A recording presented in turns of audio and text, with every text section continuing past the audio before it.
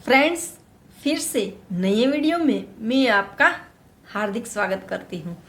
आज के इस वीडियो में हम बात करेंगे कि हमारा जो सबकॉन्शियस माइंड है उसको हम किसी भी उम्र में ट्रेन कर सकते हैं। और दूसरी बात ये कि यदि हमारे जीवन में फ़िलहाल कोई समस्या चल रही है तो उस वक्त यदि हम अपने सबकॉन्शियस माइंड के ऊपर काम करें और उनको फिर से ट्रेन करें तो हमारी जो समस्या है उससे मुक्ति मिल सकती है। तो फ्रेंड्स, इस वीडियो को आप लास्ट तक ध्यान से ज़रूर देखना, ताकि हो सकता है कि आपके जीवन में कोई समस्या चल रही हो और आपको भी उनका रास्ता मिल जाए।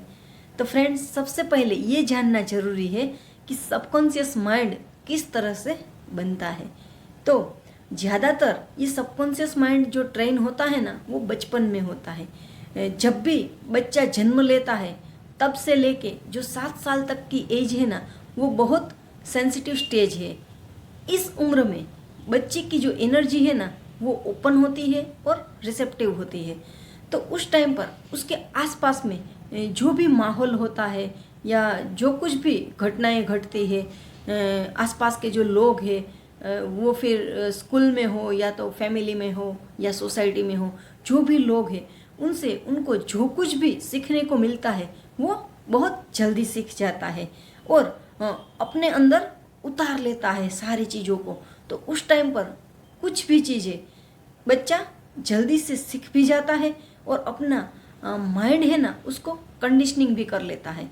तो जो छोटी उम्र से लेके जन्म से लेके 10 साल तक की जो उम्र है ना, उस पीरियड तक बच्चा अपना 90% से ऊपर माइंड को बिल्कुल तैयार कर लेता है। फिर जब बड़ा होता है तो उस टाइम पर उनकी जो भी एक्शन है, डिसीज़न है, उनकी विचारों की पैटर्न है, जो बिहेवियर है, और वो बड़ा होके कोई भी समस्या का यदि सामना कर रहा है तो उन सारी चीज़ों के पीछे कहीं ना कहीं बचपन में जो उनका सबकॉन्शियस माइंड का प्रोग्रामिंग हुआ होता है उनकी इफ़ेक्ट होती है। लेकिन बड़े होने के बाद हमको इन चीज़ों का पता ही नहीं चलता कि हमारी जो भी एक्शन है या तो डिसीज़न है कि कोई भी पैटर्न है, उसको हमारा बचपन का सबकॉन्शियस माइंड कंट्रोल कर रहा है, वो हमको पता ही नहीं होता है। तो बड़े होने के बावजूद यदि कोई भी तकलीफ़ें आती है तो वो तकलीफ़ चाहे पैसों की समस्या हो या तो अंडरस्टैंडिंग कम हो, शारीरिक या मानसिक हेल्थ अच्छी नहीं रहती है, रिलेशनशिप का इश्यू हो, बिहेवियर का कोई प्रॉब्लम हो, या तो बड़े हो के हम आलसी हो गए हैं, कोई भी काम है उसको कल पर टालने की जो प्रवृत्ति है, ऐसी कोई भी पैटर्न है जो आपके जीवन में कोई अवरोध पैदा कर रही है या तो नुकसान पैदा कर रही है, तो उन सारी पैटर्न को पीछे कहीं ना कहीं आपका बचपन में तैयार किया हुआ जो माइंड का सबकॉन्शियस माइंड का पैटर्न है वो जिम्मेदार है।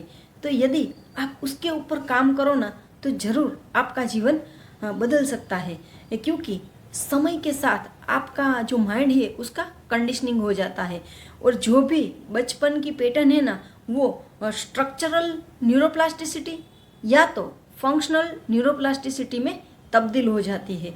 और उसके बाद में हमको कॉन्शियसली सब पता होता है कि हमको जीवन में क्या करना चाहिए, क्या नहीं करना चाहिए, क्या ध्यान रखना चाहिए, हमारे जीवन में कौन सी चीज़ जो बदलाव करने की ज़रूरत है, हमको सब कॉन्शियसली पता होता है। लेकिन फिर भी उस काम को करने के लिए हम रेडी नहीं होते हैं। इसीलिए तो कितने सारे मोटिवेशनल वीडियो है जो लोग देखते हैं और 2-3 दिन तक ऐसा सोचते हैं कि हम इस तरह से करेंगे और हमारी ज़िंदगी बदल जाएगी, लेकिन उनकी जो इफ़ेक्ट है वो 2-3 दिन तक ही रहती है और बाद में फिर से उनका जो सबकॉन्शियस माइंड है ना, वो अपनी जो मूल प्रवृत्ति या तो जो पहले की जो पैटर्न है ना, उसके अंदर वो खींच लेती है और फिर से इंसान वहीं का वहीं रह जाता है और अपने जीवन में कुछ ट्रांसफॉर्म नहीं कर पाता। तो फ्रेंड्स, आज के इस वीडियो में मैं आपको वही बताऊंगी कि यदि आप बड़े होने के बावजूद भी आपकी जो बचपन की यदि मान लो कि बचपन में कोई 20% या ऐसी कमी रह गई और अभी हमको लगता है कि ये पैटर्न या तो ये जो बिहेवियर या हैबिट है उसको मैं चेंज कर लूँगा या कर लूँगी तो मेरा लाइफ बदल सकता है। और यदि आप कर नहीं पाते तो मैं आपके साथ कुछ ट्रिक्स शेयर करूँगी। यदि इन ट्रिक्स का उपयोग आप करेंगे और ये ट्रिक्स करते टाइम आप यदि समर्पण के साथ और संकल्प शक्ति के साथ आप प्रयोग करेंगे ना तो उनके बहुत अच्छे रिजल्ट भी आएंगे और आपका जीवन ट्रांसफॉर्म भी हो जाएगा। तो फ्रेंड्स, सबसे पहली जो ट्रिक है ना वो है सांसों के ऊपर प्रैक्टिस करनी है। तो आपको हर रोज़ मॉर्निंग में बैठ जाना है अपने लिए 10 मिनट निकाल के। फिर क्या करना है कि आती जाती जो भी सांस है ना उसके ऊपर आपके ध्यान को केंद्रित करना है कि सांस किस तरह से हम ले रहे हैं, उनका टेम्परेचर किस तरह का है, बॉडी में कहाँ तक सांस जा रही है, फिर वापस निकल रही है तो उसका टेम्परेचर किस तरह का है। बस इसको ऑब्जर्व करते रहना है। तो उस टाइम पे क्या होगा कि आपको बार बार नए नए विचार आएंगे, क्योंकि आपका जो सबकॉन्शियस माइंड है ना वो आपको पुरानी पैटर्न में खींचने की कोशिश करेंगे। लेकिन उस टाइम पर यदि आपने जब भी किसी विचार में मन चला गया तो जब भी आपको होश आए तो फिर से उस विचार से आपको अपना ध्यान सांसों के ऊपर केंद्रित करना है। तो इस तरह से आप सांसों के ऊपर ध्यान केंद्रित करोगे तो धीरे धीरे आपकी सबकॉन्शियस माइंड की जो पुरानी पैटर्न है ना वो टूटने लगेगी। हो सकता है कि पहले 1-2 दिन आपको तकलीफ हो, लेकिन आप 1 महीने तक हर रोज़ 10 मिनट प्रैक्टिस करोगे ना तो आप देख पाओगे कि धीरे धीरे वो विचार है ना वो बहुत कम हो जाते हैं और आप आसानी से आपकी सांस के ऊपर ध्यान रख पाएंगे। और जैसे ही विचार कम हो गए ना तो वैसे वैसे आप अपनी सांसों के द्वारा अपना जो अर्धजागृत मन है, सबकॉन्शियस माइंड है, वो चेंज करने में बहुत फ़ायदा मिलेगा। तो फ्रेंड्स, इस ट्रिक को आप ज़रूर करें।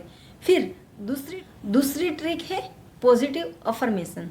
तो जब भी आप सांसों की जो प्रैक्टिस है उसको ख़त्म कर लो, उसके बाद में आपने जीवन में जो कुछ भी लक्ष्य तय किया है उसके हिसाब से आप पॉजिटिव अफर्मेशन तैयार करो और अपने ब्रेन को दो, ताकि आपका ब्रेन समझ पाए कि मुझे किस दिशा में काम करना है।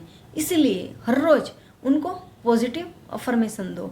और तीसरी ट्रिक है फ्रेंड्स कि आपका जो भी लक्ष्य है उसको पाने के लिए कौन सा माहौल, कौन से लोग आपको हेल्प कर सकते हैं वो देखना है।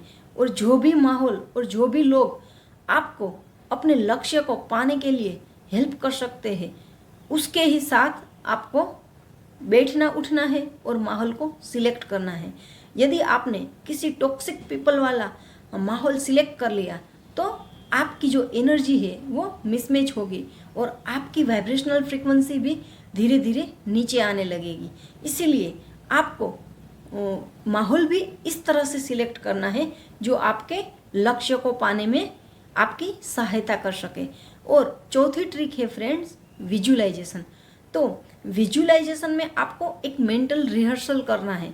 उसमें आपको मेंटली ऐसा पिक्चर बनाना है, सोचना है कि यदि मैंने इस लक्ष्य को पा लिया तो मेरा जो जीवन है वो किस तरह से बदल सकता है, मेरी जो एनर्जी का लेवल है वो भी किस तरह से अच्छा हो सकता है, मेरे जीवन में कौन कौन से बेनिफिट है, फ़ायदे हैं जिसको मैं जी सकता हूँ।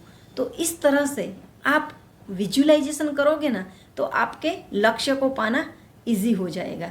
और पांचवी ट्रिक है फ्रेंड्स कि थीटा ब्रेन वेव स्टेट। तो हमारे ब्रेन में थीटा ब्रेन वेव स्टेट कब बनता है?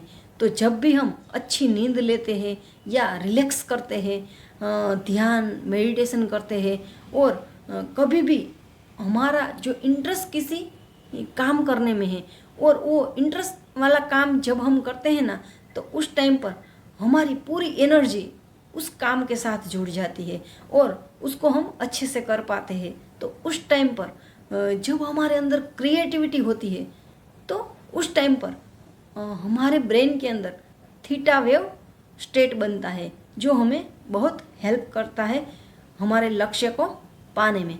और छठी चीज़ है फ्रेंड्स कि रिपीटेशन। तो आपको एक बार पता चल गया कि मुझे ये लक्ष्य को पाना है, तो वो लक्ष्य को पाने के लिए आपको कौन कौन सी चीज़ें करनी चाहिए, तो वो सारी चीज़ें आप हर रोज़ repetition repetition repetition, practice practice practice, इस तरह से हर रोज़ उस बिहेवियर को आप अपना लेते हो ना, तो वो भी आपके ब्रेन को बताता है कि आप किस तरह की चीज़ें आपके जीवन में चाहते हैं। इसीलिए ब्रेन भी उस चीज़ को एक्सेप्ट करता है कि जिसको आप मतलब जिस बिहेवियर को आप रिपीट करते जाते हो, तो वो भी आपको बहुत हेल्प करेगा। और सातवीं ट्रिक है फ्रेंड्स कि